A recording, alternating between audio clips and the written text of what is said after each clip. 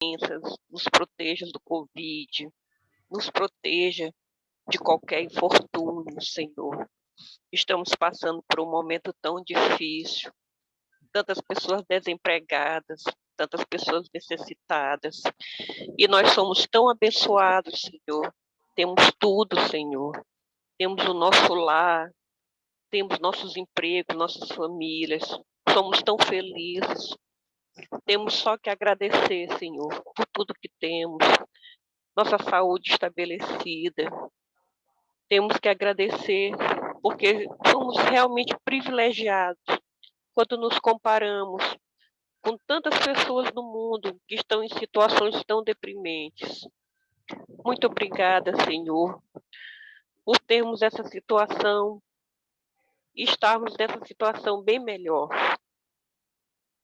Por isso, Senhor, nós te pedimos também que ampare essas pessoas que estão em situação difícil nesse momento, as pessoas que estão doentes nos hospitais, as pessoas que estão passando por tantas dificuldades financeiras, inclusive pessoas que não têm nem o que comer hoje, que não têm o que comer amanhã, que estão desempregadas, que não têm o dinheiro para pagar o aluguel, que não têm onde morar, que estão em tremendo desespero. Acalma, Senhor, o coração dessas pessoas. Acalma também o coração das pessoas que perderam os seus entes queridos pelas doenças, pelo Covid. Senhor, essas pessoas precisam tanto da tua luz, precisam tanto do teu amor, precisam nesse momento tanto do teu apoio. Para finalizar, vamos orar o Pai Nosso. Pai nosso que está no céu, santificado seja o vosso nome. Venha a nós o vosso reino. Seja feita a vossa vontade, assim na terra como no céu. O pão nosso de cada dia nos dá hoje. Perdoai as nossas ofensas, assim como nós perdoamos a quem nos tem ofendido. E não nos deixeis cair em tentação. Livra-nos do mal. Amém. Obrigada, Senhor. E assim podemos iniciar nossos trabalhos de hoje à noite. Com certeza. Pessoal, a palavra é sua, meu querido. Muito obrigado. Estou sendo bem ouvido por todos? Está bom o meu sistema? Eu estou ouvindo bem o senhor. Está visualizado também bem, né? Está bem claro, Bem professor? Está ótimo. Então, estou pedindo também luz para que eu me torne realmente um instrumento importante para trazer para vocês informações que eu tive a oportunidade de aprender, né? De uma forma de busca de melhorarmos o entendimento e os relacionamentos dos estudos que eu venho tendo e quero contribuir com vocês, ajudar aqueles que interessam, exatamente num tema que é importante para todos nós, que sempre é a base, é o alvo, é o nosso futuro, é a nossa vontade, é a nossa religião, é a nossa certeza, é a nossa crença num ser superior de uma importância extraordinária para todos nós que amamos muito, que é Jesus.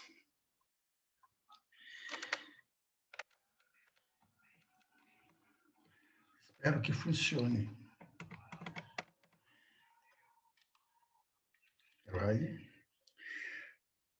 Essa frase é muito interessante. Quanto mais amor, mais merecimento. Depois eu conversarei o interesse que eu tenho em criar um grupo para nós trabalharmos em cima, todos nós trabalharmos em cima de uma caridade bem objetiva, né? De uma forma que possamos corresponder àquilo que nos ensinaram, né? Que independente seria que falássemos a linguagem dos anjos ou que fôssemos capazes de mover montanhas, né? mas o mais importante de tudo, nós não seríamos nada se não trabalharmos e fazer a caridade, né? Então, é interessante que a gente, além de trabalhar com os conhecimentos, é interessante discutir como nós poderemos ter ações dentro do nosso centro para trabalhar efetivamente em cima dessa vontade espiritual e essa vontade bíblica que é a caridade. Então, eu coloquei como objetivo principal desse trabalho o que nós estamos querendo, além do nosso grupo, nós temos que, como foi solicitado uma vez por um dos irmãos nossos encarnados, que tem um espírito de luz, que trabalha conosco, no CELCA, que é outro centro, que eu tive a oportunidade de aprender muito em cima da religião espírita e principalmente das energias quânticas, é que ele comentou e perguntou quantas pessoas tinham no nosso grupo, e eu falei que nós estávamos em 10, 12 pessoas, às vezes até mais. E ele perguntou que achou muito pouco, acho que nós estamos circulando os nossos conhecimentos dentro de um grupo definido, né, de pessoas que já têm experiência, já têm conhecimento, e que a gente deveria abrir a fronteira para atingir outros lugares assim que têm deficiência de conhecer o Espiritismo, porque a certeza que ele tem, todos nós temos, é que o Espiritismo é que esclarecerá muitas coisas importantes a respeito da religião, principalmente também dos evangelhos, né, que estão nas nossas Bíblias. Então, o objetivo assim da montagem desse trabalho, assim com uma certa urgência, foi trazer essas informações para que quem quiser utilizar esses conhecimentos de origem mediúnica e da física quântica como um recurso importante ao desenvolvimento do seu raciocínio, no entendimento das palavras de Jesus, ao lerem ou ensinarem os evangelhos. Isso me chamou a atenção quando tem aquela passagem dos fariseus que perguntavam a Jesus onde era o reino do céu, e ele disse, eu não vou responder para vocês se o reino do céu está aqui, está ali, está lá. O reino do céu está entre vocês. Então, quem tenha o conhecimento quântico entende perfeitamente o que ele queria dizer, porque Jesus era um espírito altamente evoluído e às vezes, os ensinamentos precisariam de ter um suporte da nossa insignificante ciência para o mundo que existe, a grandeza, né, de 3 milhões de galáxias, né? Então, na realidade, a gente vai trabalhando dentro das nossas possibilidades, nos nossos limites de conhecimento científico aqui do nosso planeta Terra. Então, vai ter 3 partes. Eu vou ser breve, depois a gente pode discutir bastante, se quiserem, se tiverem interesse. A terceira parte são comunicações espirituais. Essas comunicações espirituais, elas foram encaminhadas por associação de espíritos que trabalharam conosco, além do nosso amigo muito importante, nosso José de Arimateia e o Flammarion, que são físicos do espaço, né, que trabalharam conosco em mais de 2 anos, me mostrando algumas informações de naturezas técnicas da área científica. Aí eu pude pensar algumas coisas de que eu aprendi a respeito de ensinamento que eles tinham a respeito de Jesus, que é muito grande. Eu tinha mais de 2 anos de vídeo né, de áudio, desculpe, dessas reuniões, e eu consegui pensar algumas coisas. Então, aí está nessa terceira parte que eu vou falar. A segunda parte é o mensageiro do universo. Esse mensageiro do universo, ele estava sempre conosco, né? E, na realidade, o José de Arimateia é uma pessoa extraordinária. É José de Arimateia do Brasil, entendeu? Essa denominação de um espírito que está participando conosco e se identificou dessa forma. Disse, olha, eu sou o José de Arimateia do Brasil. Eu não pensei que eu sou apóstolo de Jesus, não. Eu sou físico, vivi no Brasil, vivi em vários locais e estou colaborando, né, com vocês. Era um grupo de mais 2 pessoas. Então, essa segunda parte não vai ser longo, não, vai ser bem curto para a gente poder conversar a respeito e, se quiser aprofundar, né? A primeira parte, que nós vamos começar agora, é do Sublime Peregrino, né? Então, o Ramatiz, né, ele, na realidade, ele foi um guru hindu, né? E aí está escrito, né? E ele se apresentou para um receptor de informação, né? Quer dizer, o nosso querido Mães, que se chama aí, que eu já vou identificá-lo. Então, Ramatiz lembra a cidade de Ramadi, que fica perto de Bagdá, ou seja, e também lembra um fóssil encontrado na Etiópia, chamado de Ramadiz Kadaba, que significa raiz na linguagem afé.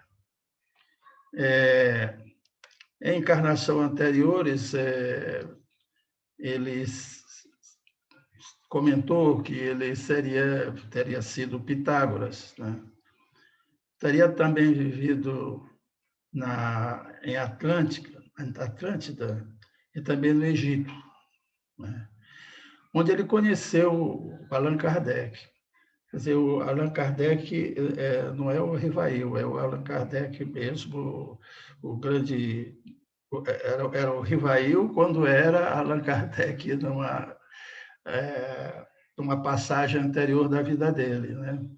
Então, o nosso Allan Kardec atual adotou o nome de Allan Kardec porque, em vidas passadas, ele tinha esse mesmo nome, e ele adotou para trabalhar o primeiro livro, o Livro dos Espíritos. Então, vamos tratar de o que tem no livro Sublime Peregrino, né? Do Ramatiz. Aqui ele se coloca como filósofo egípcio, né? E ele conviveu no tempo de Jesus. E ele disse algo daquela época e da vida do próprio mestre, né? Então, o que eu vou apresentar são trechos do médium Hercílio Maesna, que está na apresentação do livro. Ele redigiu o livro O Sublime Peregrino, todo ditado pelo espírito de Ramatiz. Interessante, deixa eu ter que baixar aqui, não sei como é que eu vou fazer aqui para ler. Então, aqui você começa a ler a apresentação, né, em que ele diz o seguinte: ele está transmitindo apenas o pensamento, né, do Ramatiz, com uma isenção de ânimo, sem qualquer premeditação mediúnica. Então, o Sublime Peregrino não é somente tem que tirar as figuras aqui, tentativa para focalizar novos ângulos da vida de Jesus. Isso é muito importante, através da psicografia. Ele quer mostrar assim, ângulos da vida de Jesus que não está caracterizado nos evangelhos que a gente conhece. quer mostrar algumas coisas diferentes. Mas, principalmente, dar-nos algo de sua própria contextura sideral, fora da matéria, fora da natureza de suas relações com os planos de vidas cósmicas e também fora do espírito planetário da Terra. Bom, isso aqui tem um pouco de quântico, rapidinho, eu vou explicar. Tudo da nossa vida é registrado no fluido etéreo. A movimentação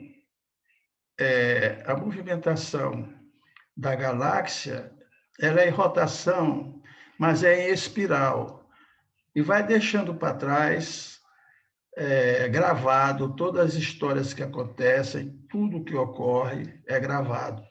Até movimentações de átomos, infraestruturas subatômicas, tudo fica registrado nesse fluido etéreo, que antigamente, antes de Einstein, a gente chamava de éter. Inclusive, está voltando agora, várias universidades americanas estão voltando a estudar o éter. Então, entre o éter de antigamente, antes do Einstein, que ele abandonou essa teoria que ele estava começando a estudar, e depois foi estudar, entrou para estudar as fotoccélulas, do qual ele tirou o prêmio Nobel, foi em fotoccélulas, foi da teoria da relatividade, não, foi de fotoccélulas. Aí ele abandonou o éter, o estudo do éter, e agora está voltando. E aí isso é para demonstrar que, exatamente, né, na contextura sideral, fora da matéria, da natureza dessa relação, do plano de vida, o que é que ele vai trazer? Algumas informações, assim, en passant para nós, é que está registrado exatamente, está gravado, né, nesse éter, desse fluido etéreo, que eu chamo, a gente estudou, a gente conversou a respeito da matriz divina, né? Então, isso fica tudo registrado. Então, esse é o Jesus que precisamos sentir permanentemente nós mesmos, porque ultrapassa o tempo e o espaço, e significa a fonte inesgotável, significa o caminho, significa a verdade e a vida da nossa aventura espiritual. Então, esse é o livro Príncipe, o Sublime Peregrino. Então, aqui, alguns quadros ou configurações de sua infância, da Jesus, adolescência e maturidade, podemos revivê-los recorrendo aos arquivos ou registros etéricos, como eu falei há pouco, né? Fruto das vibrações das ondas de luz ao éter, o ácase dos orientais, que fotografa desde o vibrar de um átomo até a composição de uma galáxia, né? Isso é o espírito de Ramatiz falando para o tradutor desse trabalho. Então, Jesus, ele nunca se manifestou e nunca se colocou como sendo o próprio Deus. Isso foi muito discutido na época antiga, foi debatido se Jesus era Deus da Santíssima Trindade ou não, né? Ele nunca se pronunciou diferente da natureza dos demais homens. Ele não era o Deus, mas deixou bem claro a sua condição de irmão de todos os homens e filhos do mesmo Deus. Deus jamais precisaria encarnar-se na Terra para despertar os terrícolos quanto aos objetivos superiores de sua vida imortal. A revelação espiritual não se faz de chofre, ela é gradativa e prodigalizada, conforme o entendimento e o progresso mental dos homens. Assim, em épocas adequadas, isso aqui foi uma informação muito interessante na história, porque foi, inclusive, dito por esse ser de luz, o Ramatiz. Em épocas adequadas, baixaram à Terra instrutores espirituais como Antúrio, Namu, Orfeu, Hermes, Krishna, Forrai, Lao Tse, Confúcio, Buda, Maharshi, Ramakrisma, Kardec e Gandhi, atendendo particularmente às características e aos imperativos morais e sociais do seu povo. Então, eles foram instrutores espirituais, todas essas pessoas aí citadas, né? Nós sabemos disso. Assim,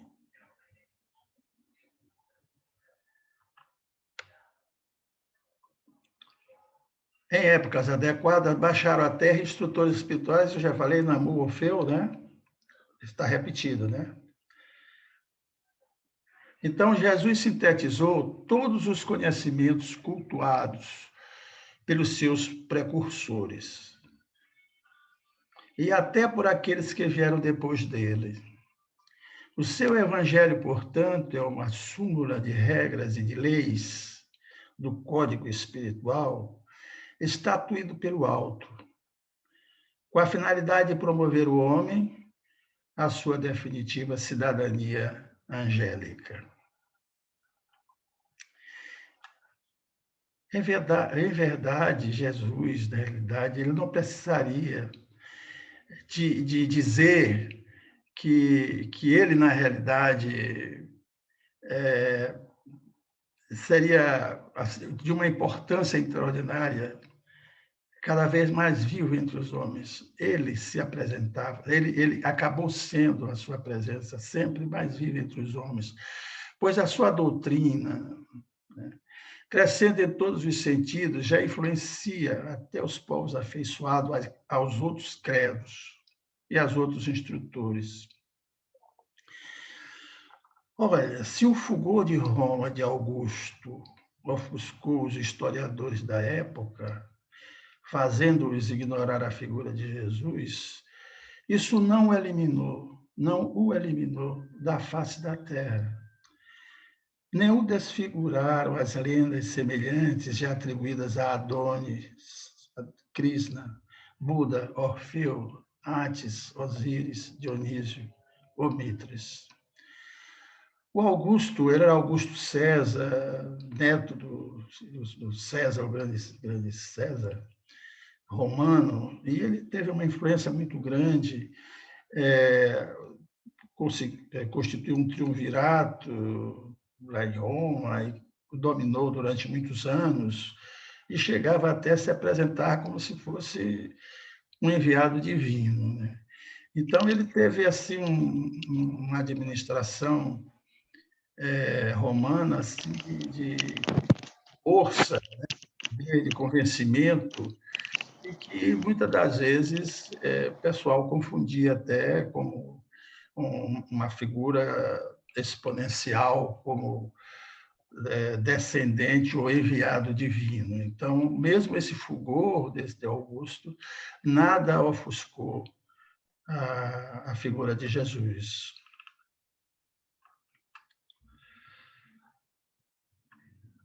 Desculpe aqui que a máquina está...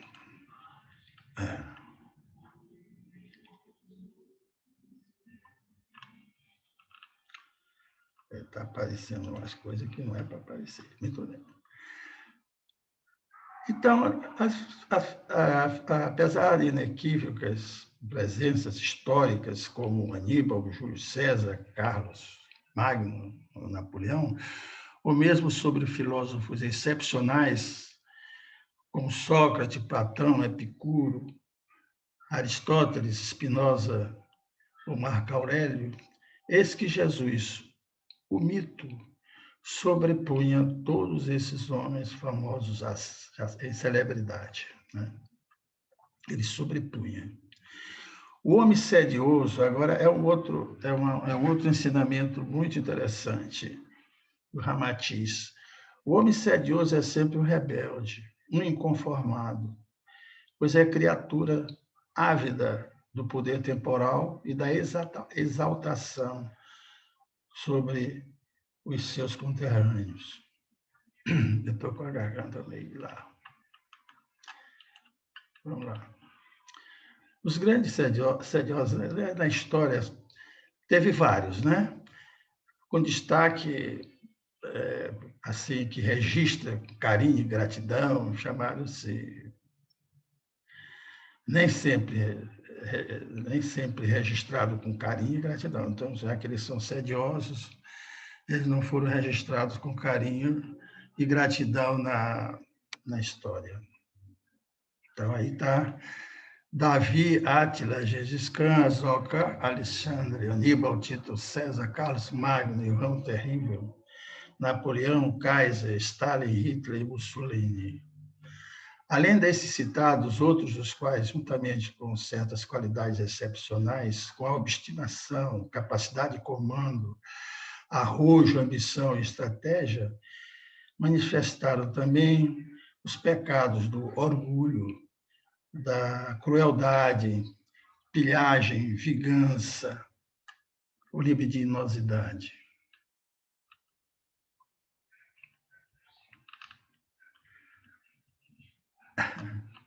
Minha máquina está fazendo mais besteira aqui. Então, só o seu amor a respeito de Jesus, evidentemente, né? Só o seu amor e o seu evangelho poderão amainar as paixões humanas e harmonizar os seres numa convivência pacífica e jubilosa.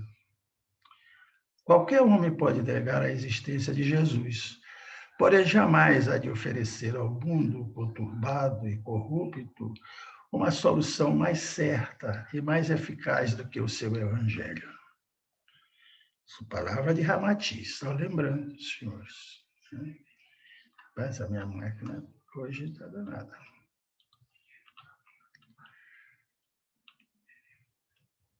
Só o seu amor e o seu evangelho poderão amainar as paixões humanas e harmonizar os seres numa convivência pacífica e jubilosa. Qualquer homem pode negar a existência de Jesus. Porém, jamais há de oferecer ao mundo conturbado e corrupto uma solução mais certa e mais eficaz do que o seu evangelho.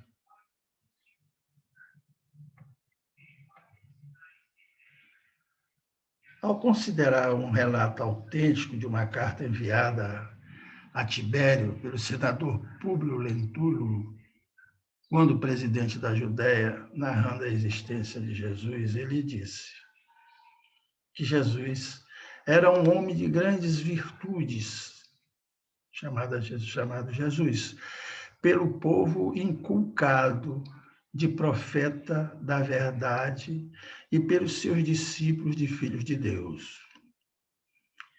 É um homem de justa estatura e muito belo no aspecto, e há tanta majestade no seu rosto, obrigando os que veem a amá-lo ou a temê-lo.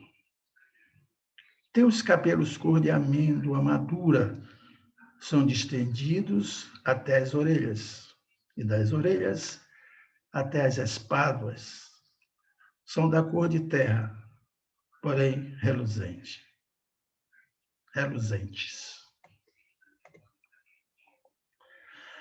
Ele tem uma separação, né? Uma linha que separava os cabelos na forma e uso normalmente isso era usado pelos nazarenos, né? O cabelo era repartido ao meio.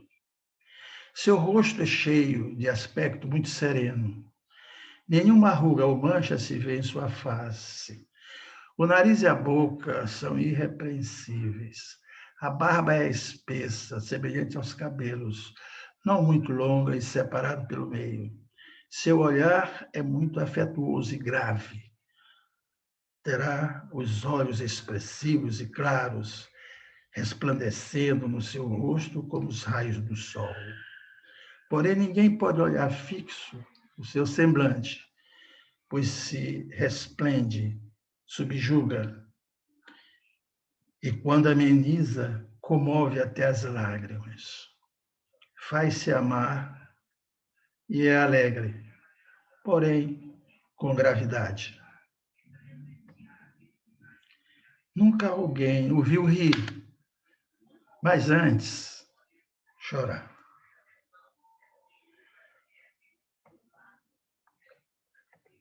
Vamos agora passar para os ensinamentos de um mensageiro do universo invisível, parte 2.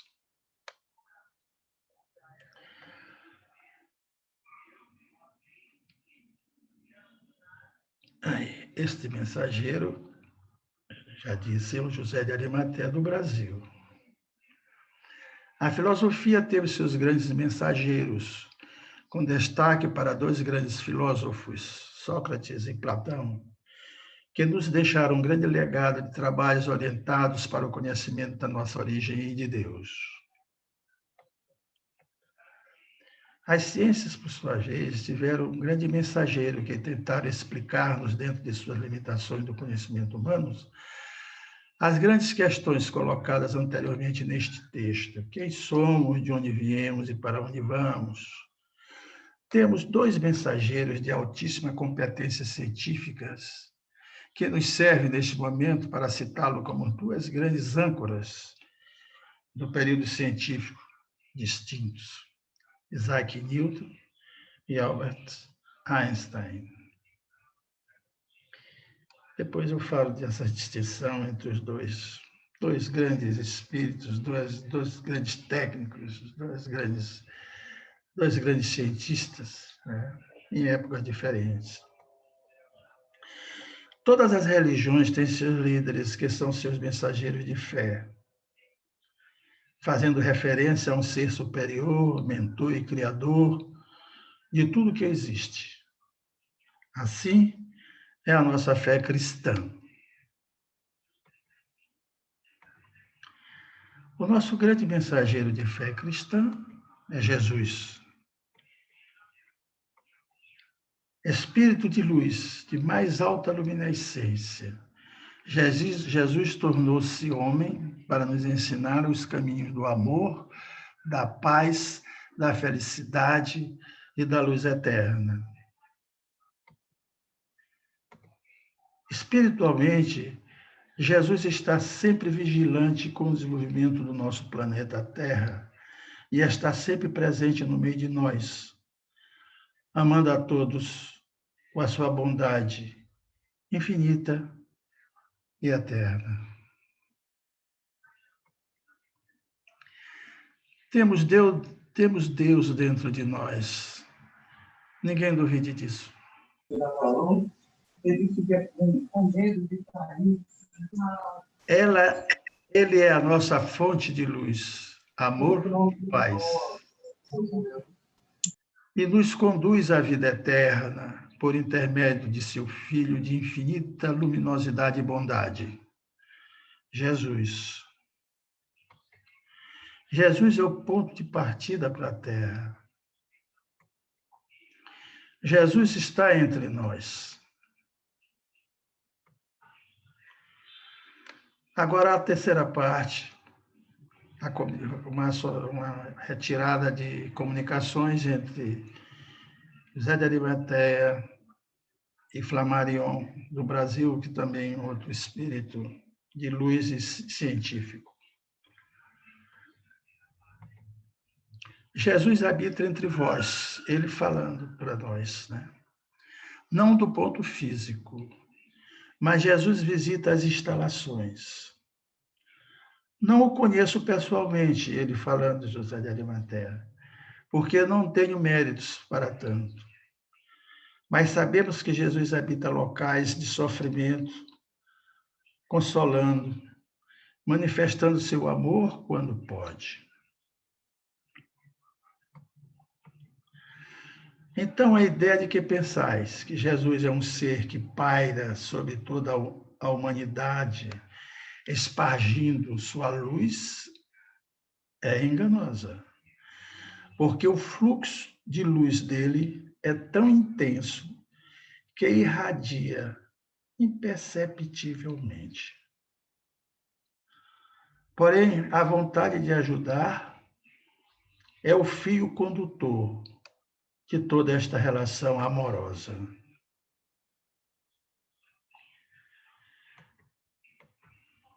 Sempre somos ouvidos. Jesus é de tal forma sua luminescência, sua energia, que vós podeis confundir com o sol. É um quanto de energia esplendorosa.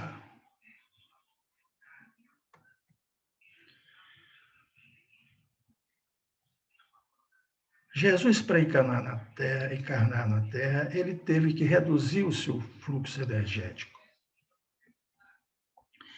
Jesus ocultou, compactou, condensou e omitiu o fluxo energético que possuía para equiparar ao fluido energético que nos envolve. Isso é muito importante.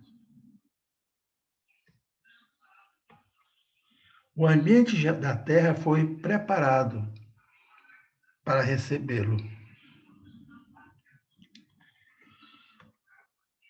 A sua materialização foi desde a forma embrionária. Jesus se materializou desde a forma embrionária. E a gente pode depois também conversar mais a respeito disso, se quiserem. A produção do seu corpo não pode ter sido caracterizado dentro deste orbe do nosso planeta. Porém, foram utilizadas algumas partículas puras que envolviam a atmosfera. Algumas partículas. A maior parte das partículas não era visível para nós, mas fizeram composição do corpo dele. A forma atômica, eu digo, a constituição molecular dele, ela é de mais puro átomos que o compunham, aqui da parte visível. Ele não podia trazer nada que fosse especial. Embora tivesse a informação de algo tão transcendental à normalidade, por isso, a simplicidade dele.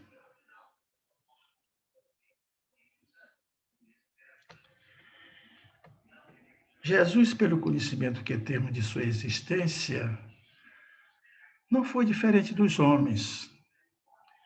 Esteve à mercê de todas as vicissitudes, resfriados, dores. Porém, Jesus tinha o poder de manipulação dos fluidos. Nós estamos chamando aqui matriz divina como fluidos etéreos, fluidos que envolvem todo o nosso universo. Jesus não veio para ser especial, não. Ele veio para ser modelo de amor.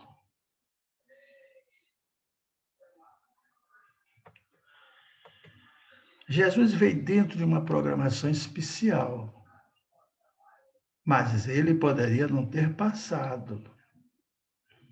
Mas Jesus se auto-intitularia diferente da humanidade e nada seria em apreço suas palavras.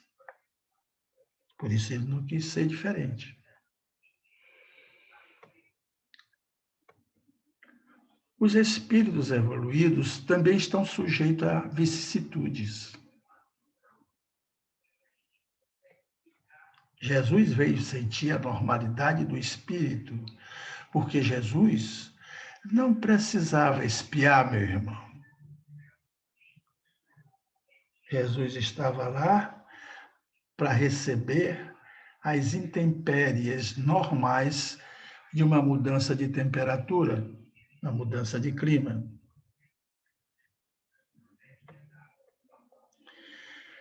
Ele, Jesus, dirige este projeto em ações diretas de amor.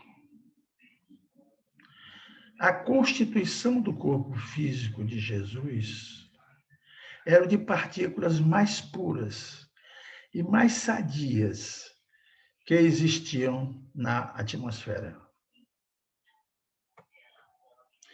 Jesus poderia ter desencarnado de qualquer outra forma, tinha méritos, tem méritos, mas disse: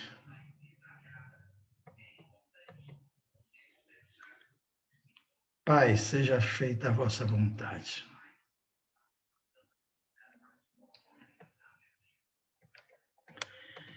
Lindo, não é? Agora, Zé de Arimateia, os meus amigos, junto comigo, tivemos no final sempre das nossas conversas. É um encaminhamento que eu estou trazendo praticamente como se ele estivesse conversando com todos nós aqui, no nosso grupo. Ele transmitindo esse pensamento para nós, dizendo para nós que Deus os mantenha sempre nesse pensamento árduo, fervoroso, em busca do conhecimento, que servirá para outras almas. Servirá como? Construirão seus novos ares e contribuirão para o progresso desse planeta.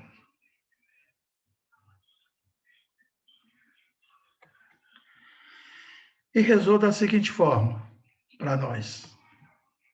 Quer dizer, para Deus, como se estivesse se dirigindo juntamente conosco agora aqui. Ele encaminhando essa oração a Deus, a Jesus. A ti, ó Mestre, ó energia pura,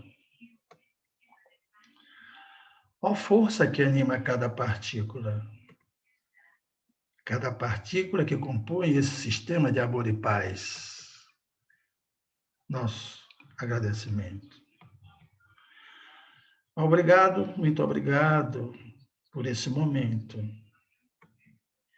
Esse momento que eu reuni com esses amigos.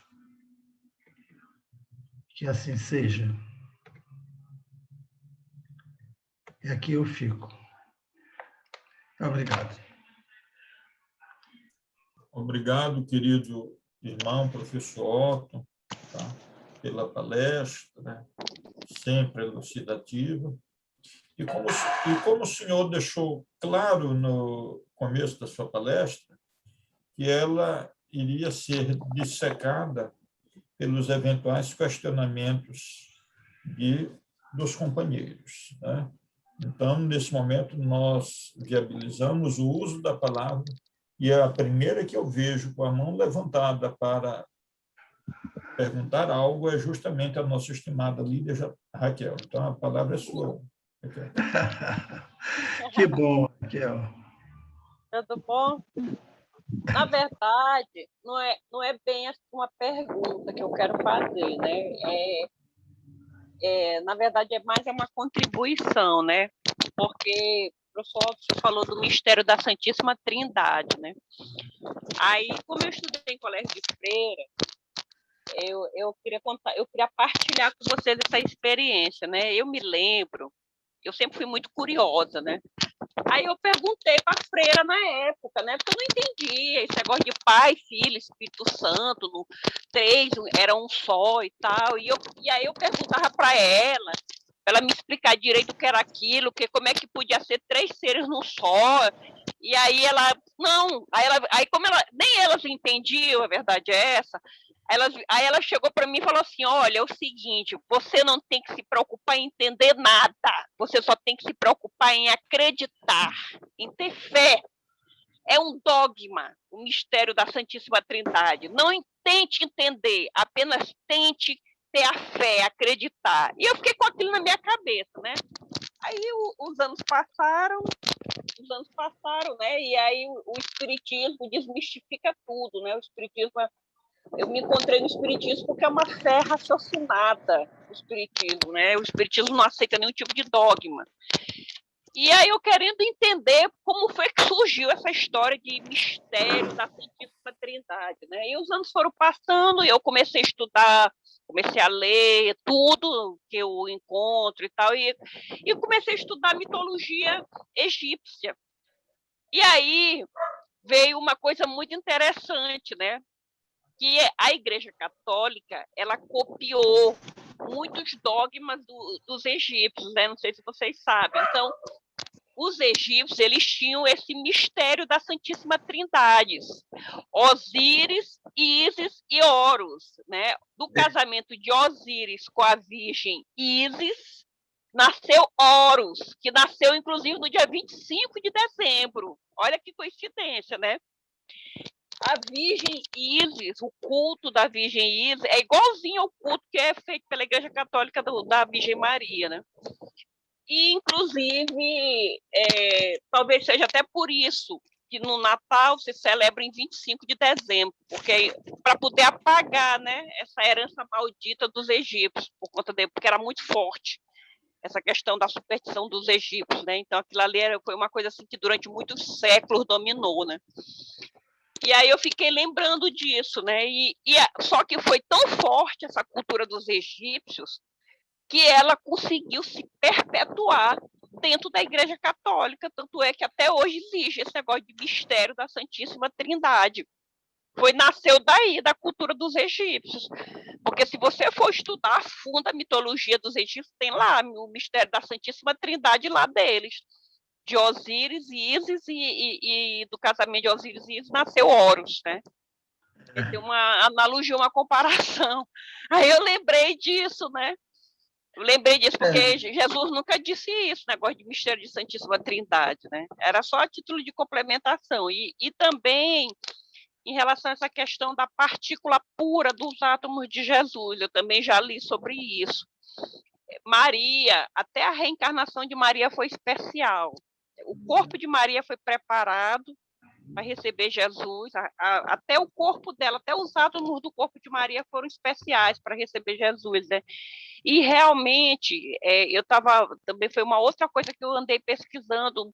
No começo tinha essa polêmica, né? Mas realmente Maria engravidou virgem e tal. E teve um espírito evoluído que se manifestou uma vez para Divaldo. Foi uma palestra, muito tempo que eu escutei de Divaldo, e que falou assim para Divaldo que aquilo ali não tinha nada de anormal. Existem coisas extraordinárias no mundo espiritual que estão muito além da nossa compreensão. E que as partículas, os átomos do corpo de Jesus eram tão puros, era tão extraordinário o corpo de Jesus, tão em perfeição, que não tinha como o corpo dele ser formado da mesma forma que o nosso corpo era formado, entendeu? Então, não tinha como a constituição do corpo dele ter sido feita igual como a nossa era. Então, que por isso que para os espíritos evoluídos não tinha nada demais essa questão de Maria ter engravidado virgem, porque era uma coisa que estava muito além do nosso entendimento, do nosso raciocínio, entendeu? Então, não tinha por que a gente questionar isso. Foi a resposta que esse espírito deu uma vez, assim, numa sessão mediúnica, foi uma vez, muito tempo, eu não lembro bem, mas foi como uma entrevista que foi falada para Divaldo sobre isso, né? E realmente foi confirmado, através de um espírito puro, essa questão da partícula dos átomos do corpo de Jesus, de o quanto é puro, e não só nesse livro de Ramatiz, né? Era só isso que eu queria falar, a título de complementação dessa palestra, que realmente foi muito maravilhosa, viu, professor? A sua palestra. Obrigada. Te agradeço, peço desculpa de alguns problemas de comunicação, inclusive minha pessoal de garganta, mas eu só tenho a te agradecer, porque, na realidade, Horus, ele se tornou como se fosse um deus também.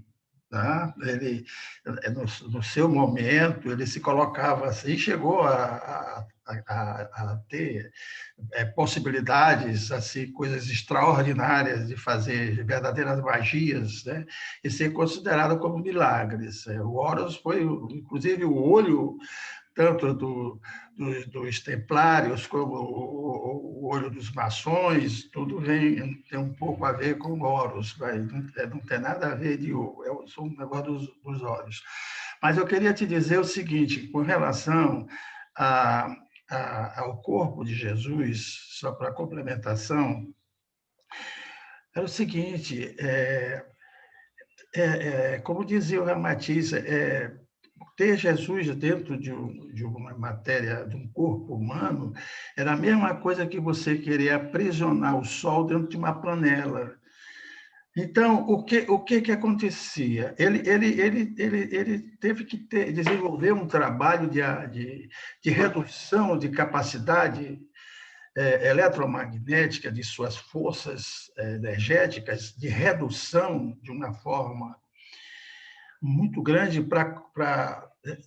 não só para o nascimento, mas durante toda a vida dele, de jovem adulto, ele tinha dificuldades até internamente do espírito dele estar dentro daquele corpo que foi criado para ele servir de exemplo, né?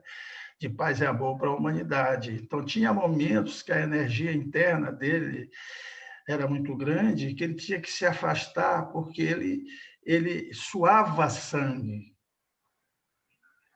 viu? Ele eliminava sangue pelos suores. Isso tem até uma doença da medicina, que eu não estou lembrado o nome, mas, às vezes, ele tinha que se afastar por isso. Porque a energia dele era demais, era muito intensa, ele tinha que se acalmar. Muitas das vezes, ele se procurava o isolamento por isso. E tinha pessoas que, quando olhavam ele, sentia que o corpo dele era reluzente. Essas pessoas, esses médiuns que têm a capacidade de ter uma visualização espiritual, via no corpo dele não somente o desenho do corpo material, eles viam uma luminescência interna esplendorosa, que aquilo estava contido dentro da matéria. Tanto é que também comenta-se porque não se encontra o corpo de Jesus e diz que ele subiu com o corpo e tudo, né? Corpo e alma, ele sumiu, desapareceu. E depois que apareceu para os apóstolos, né? E mostrou para Tomé as chagas, né? Que ele passou entre as paredes e tudo, depois ele sumiu. Ou seja, depois esse corpo altamente especial, o espírito dele especial, foi tudo embora, retornou para a casa do pai, né? Então, ele veio com uma missão definitiva, ele veio com uma missão importante, que foi criar a nova e eterna aliança e substituir todos aqueles mandatos das religiões antigas, de várias religiões, não só da cristã, mas substituir por dois, né? Dois itens importantes: amar a Deus sobre todas as coisas e ao próximo como a si mesmo. E quando você diz amar o próximo a si mesmo, vem muitas coisas aí. Vem o entendimento, vem a compreensão, vem o carinho, vem o abraço e vem a caridade.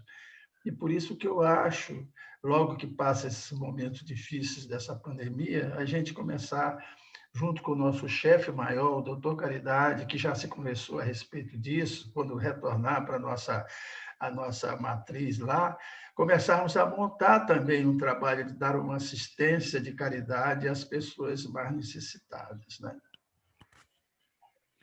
Professor, É isso, muito obrigado. Muito obrigado, professor Otton, obrigado, Lídia Raquel, e nós temos a nossa estimada Leda Maria com a mãozinha estendida para a pergunta. Pô, não. Boa noite. Estão ouvindo? Boa noite, minha filha. Estou ouvindo muito bem. Ótimo. Na verdade, professor Otto, eu não quero fazer uma pergunta. Eu estou aqui maravilhada por essa palestra. Muito linda, muito gratificante. E eu queria saber de André se está gravado, porque eu pretendo assistir outras vezes.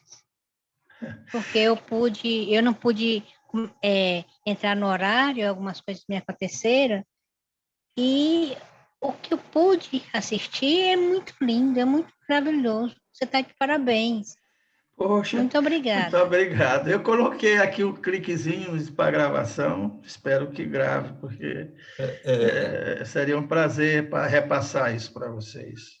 Tá. A informação que eu tenho para você, Leda, é que, pelo que está aparecendo aqui na tela, o estimado professor Otton está gravando a palestra e, posteriormente, ele vai disponibilizar, seja no grupo, seja no YouTube, mas seria bom disponibilizar no grupo, meu estimado professor. Eu acho que é bom botar até no YouTube. Tá certo. Com certeza. Pergunto aos demais colegas se há alguém ainda que deseje fazer alguma intervenção. Professor, uma excelente palestra, tá? Estão me ouvindo bem aí? Estou ouvindo. Uma das coisas que me intriga, né, na passagem em que Maria adormece e ele é informado que ela será, né, a mãe do Filho de Deus. Eu sempre achei isso assim, muito emblemático de compreensão, porque a gente sempre acha, mesmo que Jesus tivesse tido a Maria tivesse tido a concepção dele pelo ato sexual, não invalidaria nada do que ele foi como espírito elevado. Mas na sua palestra, além desse fato aqui, depois a gente estudando sobre os outros corpos que nós temos, e quando a gente sai em desdobramento, nós podemos receber informação, inclusive ser curado de algumas enfermidades nos corpos sutis que nós temos, né? Muito recentemente eu fiquei observando sobre esse aspecto de que no desdobramento, como Maria e a Raquel falou, uma coisa bem relevante, que ela foi preparada, né? Elas estão um nível de espiritualidade abaixo de Jesus, mas com qualidades para ser a gestora dele neste plano, nesta dimensão, né? Mas, assim, o que eu observei por o estudo desses outros corpos, que ela foi levada em desdobramento, lá foi feito a fecundação, e ao chegar ao corpo físico, isso já se materializava, inclusive pela própria forma como a Raquel disse, né? Aí que existe os mistérios, né? Mas com relação aos estudos, e a gente sabe disso que é perfeitamente possível. Mas o que me chamou a atenção agora aí é que o Espírito falou que algumas partículas do nosso sistema, da nossa dimensão, puras, foram agregadas para que pudesse haver a manifestação física dele nesse aqui. Aí eu fiquei imaginando, será que pela egrégora do planeta as partículas estão poluídas por nossos ódios, rancores e tudo que a gente produz de ruim? E somente algumas partículas foram necessárias, puras, né? Se o senhor pudesse explicar um pouquinho mais a respeito dessas partículas aqui que foram aqui do nosso sistema. Muito bem, Raimundo. Olha, deixa eu lhe dizer, essa pureza, isso é o meu entender, né, pela minha leitura, essa pureza não era significado, não tinha qualquer significado em termos da egrégora, de ter absorvido cargas negativas ou positivas na constituição organizacional dos átomos e subatômos. Não. A importância ou a escolha dessas estruturas da nossa atmosfera para complementar o que ele trouxe, né, estrutura extraterrestre, era simplesmente com relação a resistir à energia espiritual que teria que conter o bojo do corpo, o Espírito de Jesus. Era questão de resistência eletromagnética, né? Ou seja, apesar de se procurar átomos, né, especializados, não significa em ter átomos, que os átomos, isso aí pode ser até um dia conversado aqui a respeito disso, os átomos têm memórias, né? Eles têm memórias. Por exemplo, os átomos que constituem a nossa orelha, o nosso corpo, a cada 7 anos, muda a estrutura todinha do corpo, mas eles continuam mantendo a orelha da forma que ela é. Ou seja, a célula, que é formada de átomos, todas têm a mesma memória para compor a genética, constituição genética da mesma forma, né? Então, nesse caso da composição do corpo, a especialização de alguns átomos que foram pego no nosso sistema atmosférico foi devido, a meu entender, foi devido à resistência a energias de alta potência, porque é muito difícil não foi fácil, já estou repetindo coisas que eu falei, quer dizer, não foi fácil manter Jesus com um corpo de adulto, porque Jesus ele passou por período evolutivo espiritual, como nós estamos passando, ele passou por planetas também até chegar onde ele está. Então, ele tem uma evolução espiritual tão grande que ele veio para uma forma, desde a forma inicial da formação do corpo humano. Tá certo? Então, ele teve uma espécie de uma compressão energética, né? Para compor e conter dentro de um organismo desde a fase embrionária. Então, era de resistência à parte eletromagnética do corpo de Jesus. Era uma energia muito rarefeita, a energia dele, e teria que ser contida. Segundo algumas correntes esotéricas, eles dizem que esses corpos que nós, quando estamos em ascensão, que vamos ascendendo a outras esferas, esses corpos eles vão ficando nessas dimensões. E cada vez que a gente supera uma dimensão, a gente adquire outros corpos. E aí a gente tem uma informação de que Jesus teve mais ou menos 1000 anos fazendo essa compressão, ou seja, reassumindo esses corpos que ele já havia tido, para que pudesse vir fazer seu trabalho aqui nessa dimensão. Eu li isso também, que você falou, e é exatamente isso. É como se fosse um processo de descompressão. Mas só que é o seguinte, você conhece muito bem, mais do que eu. Você, a professora, vocês conhecem mais do que eu dessa parte espiritual. Depois que você alcança um determinado nível espiritual, você jamais regride. Nunca mais regride, porque foi por méritos, né? A gente só cresce por mérito. Então, não tem como você regredir.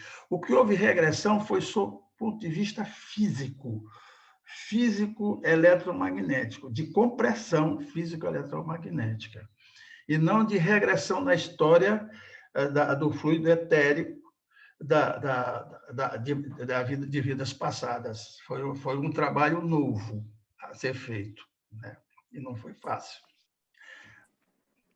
Muito obrigado, professor Otton. E a mãozinha da doutora Bernadette já está levantada ali. Nós passamos a palavra para a mesma. Em primeiro lugar, eu queria parabenizar o professor pela beleza da exposição, principalmente pelo seu conteúdo. Você citou a fonte e a gente agradece esses irmãos, esse esclarecimento. Foi belíssimo, sacramentou a aspiração da gente. Agora, outras citações, referenciando tudo que você falou e reforçando, no livro João Nunes Maia Miramês, A Vida de Francisco de Assis, ele cita que este espírito era de alto, como se chama? Alta frequência. Alto calhau. Um espírito iluminadíssimo, Francisco, amigo de Jesus e companheiro de vidas passadas. Então, Francisco, para voltar à Terra no século XII, em missão, ele sofreu também, o livro cita eu não me lembro mais o termo exato, mas é mais ou menos como uma redução eletromagnética. Isso. Ele sofreu porque ele já estava muito elevado para vestir um corpo de carne. No entanto, ele veio. Por este motivo, Francisco tinha dores de cabeça, porque o cérebro era muito desenvolvido, os neurônios, sei lá o quê. Então, ele sofreu muito naquele corpo para poder descer para a Terra. Então, isso reforça essa citação de Jesus. Número 2, em relação à luminescência do Cristo, exacerbada, imensa, citado no livro Paulo Estevão, que Paulo ficou cego na estrada de Damasco, quando vislumbrou Jesus pela luminosidade. Acho que ele nem viu o Cristo. Ele viu a luz e ficou cego. Perdeu temporariamente a visão que Ananias recuperou depois.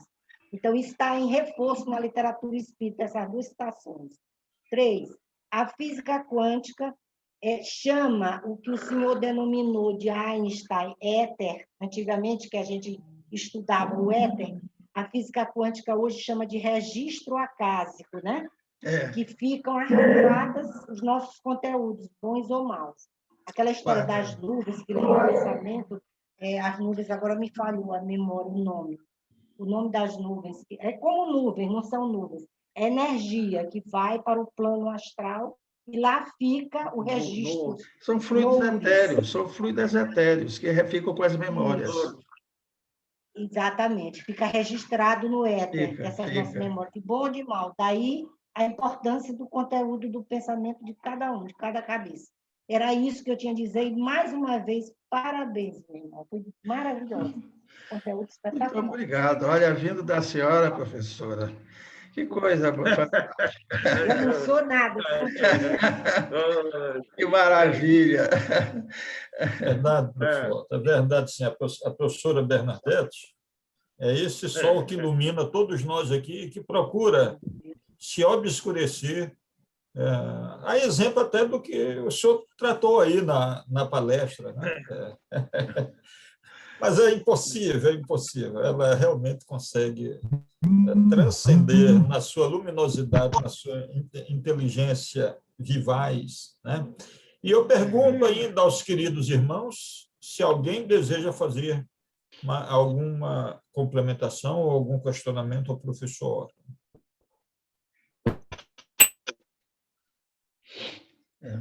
Como não houve manifestações nesse sentido, nós vamos aproveitar a luminosidade da nossa queridíssima doutora Bernadette para nos conduzir na prece final.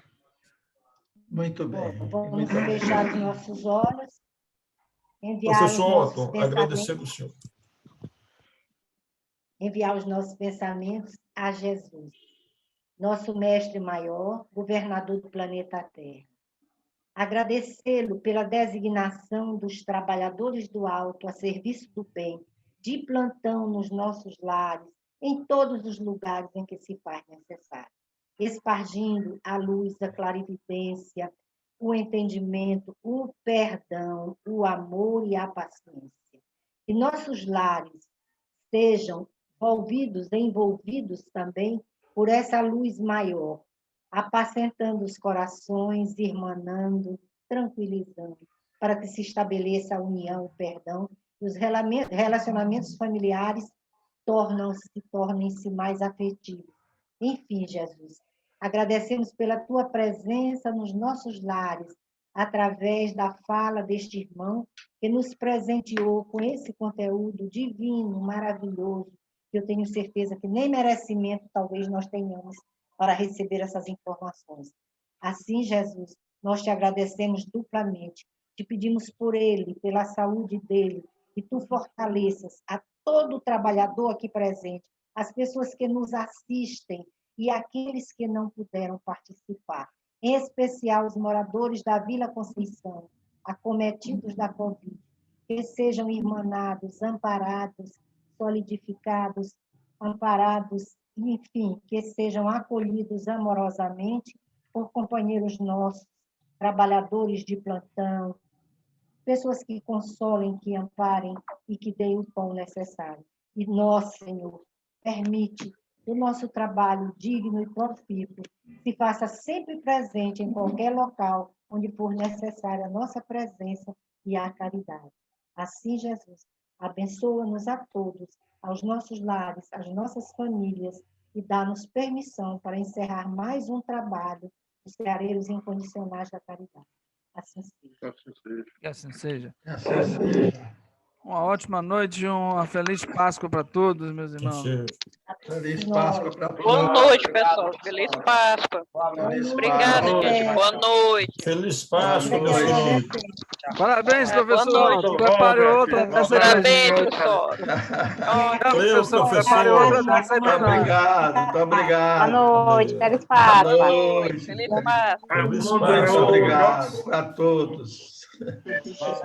Boa noite. Boa noite.